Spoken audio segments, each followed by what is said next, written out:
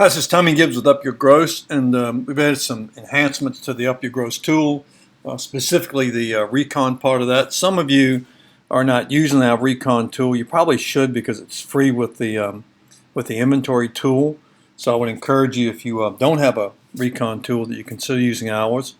Even if you have another one and you're paying a monthly fee for that, and people or your staff are not using it all that well, you might want to use ours. It's extremely efficient. It's simple to use. But the purpose of this video is not to sell you on the Recon tool. The purpose is to show those who are using it a new feature or two that we've added that I think will make it that much better for you. When you look at the Recon page, you've got some units in here. This is sort of a bogus dealership that we use. And we've got a couple of units in here, and we've got this one unit that's sitting in Recon staging, and then we have another unit sitting in the body shop.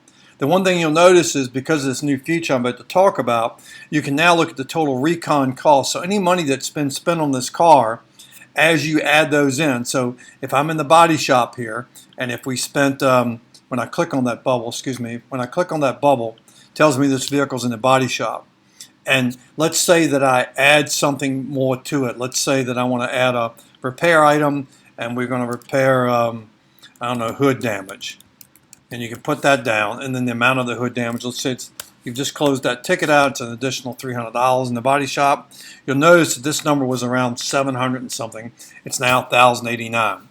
So whenever you add any Recon costs, as it goes to each stage in your dealership, if it's in service or it's in prep and you're charging a cleanup fee for it, whatever it may be, or you sublet it out for transmission work, again, whatever it may be, when you click on that bubble, you can add that RO or that dollar amount, and we can give you the cumulative total. And this car happened to already be in the body shop. We have this one here that's sitting in Recon staging. So if I click on this, first thing I probably want to do is, I want to move this vehicle. Bear with me a second here. My screen's not quite wide enough. There we go. I'm going to move this vehicle. I'm going to move it into service. So this vehicle goes into service. And you'll notice on the screen here, it's no longer in Recon staging. It's sitting here in the service department. If I click on that bubble, I can now add a repair. So the repair may be brakes. And the amount of money, I don't know, let's say it's $450. And I can add that. And now, right on the screen, it's going to give the total. So if I had some other things were added to it, it would always show me the total in that car. Eventually, this car will get closed out and move on through the system. I also want to remind you while I'm in here that you can run all types of reports here. If you want to kind of determine what happened last month on all your cars and kind of have a list of the comments and the repairs that were done on them, all you have to do is put the start date, the end date, and then you run the download and run the report. So it's pretty simple when you get right down to it. If you're on the inventory page, if you were on the inventory page, and I'm looking at all of my inventory, and let's say, let me sort by days here if I can get my head straight. If I was looking at the inventory page and I've got this car here, it's already been through service. That's why you see that green half of a car and a wrench. If I click on that, I can now go down and click on this icon.